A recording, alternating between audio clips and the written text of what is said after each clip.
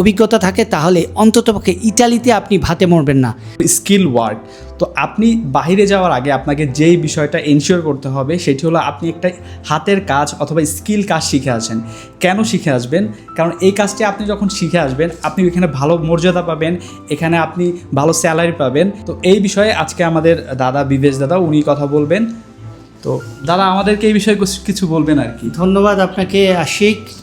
Skill ওয়ার্কের একটা কথাই আছে, শিক্ষায় আনে ভিক্ষা। আমাদের মধ্যে যত বেশি যোগ্যতা থাকবে, সেটা আমাদের এডুকেশনে হোক বা আমরা কোনো টেকনিক্যাল অ্যাক্টিভিটিস বা আমাদের যদি অভিজ্ঞতা থাকে, তাহলে অন্ততপক্ষে ইটালিতে আপনি ভাতে মরবেন না। আপনি যাই জানেন, আপনি জুতা শিলাতে পারেন, আপনি কাপড় শিলাতে পারেন, আপনি